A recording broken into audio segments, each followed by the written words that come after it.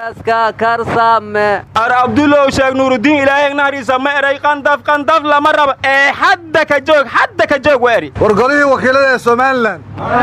waxay dhahan doorasho cusub ma gali karnaa waqtiga loo kordhiyo meeqa beriyaa looga dhiga hadda waa loo kordhiyay war doorasho hadaysan Soomaaliland ku gali karin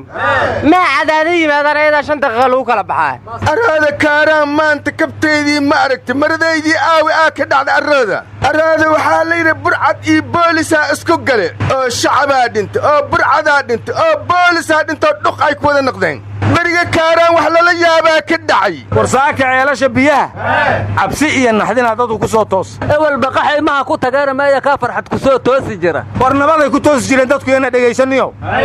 afar qofood oo meeyda oo xalal la dilay oo cidi shay la aqoon oo masaajid agtiista Allah saaka la ark goorba waa ku duka rabeen la soo duka waaye war ma haysiina shabaab shiina weeraray shiina hani chim cham chung jam arang nafti wana bajinga sadana dadkaaba hunguriyaad ka sheekaysa shiina bajiya lagu ma cunay wax kale amaad haysaa shabaab haday shiinaba weerareen ma kuuriyada waqooyi u socdaan iyo wiilkii la dhigi jiray in warkaas jeegadiisa argaylan shabaab weerar doona in la nakaay warkayga dhax gelinle shabaab shiina ma tii kare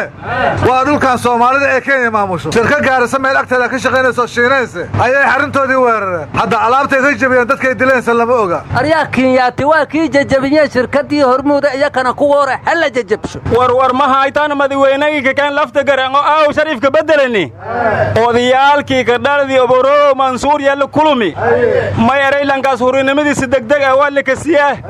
xasarada badana hal dijiyo kan nagi waana had roobo hadii la soo daayo doorashadii dib loo qabto leeyahay lafta garan soo yeeli doona roobo hadii la soo daayo xasan daarima meeshu isaga jiray isagu war aan heleeshan aanad yoonay gaaskan iska dartan shal dhoor xasan daahir afkiisu xiran yahay maxad roobo ugu kabaysa aryaada xasan daahir ma gow bilaabo inay live soo galo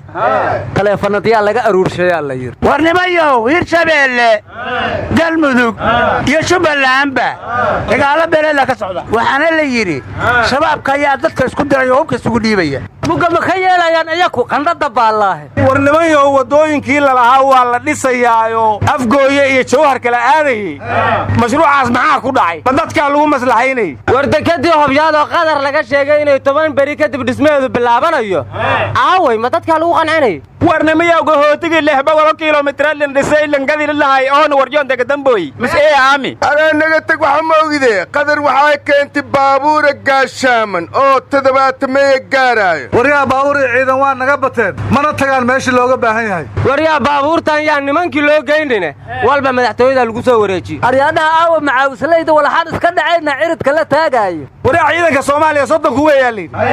amisoomna waa 30 kala leeyahay 60 kaas u dhaqaaq way nimankan maxaad wiilasha macaawsida la karabtaa wariyaa shabaab waa kun cunuga la yiri daashna waa 200 baa la yiri ma intaas loo daahaya shaki ma inay laba shabaab wada shaqeeyaan wariyaa daba bariiso arka shubta fadooyda anaga isgaabi aryaa qararac lama rabeen naga taga aryaa baaqi la shabaabka laga soo baxay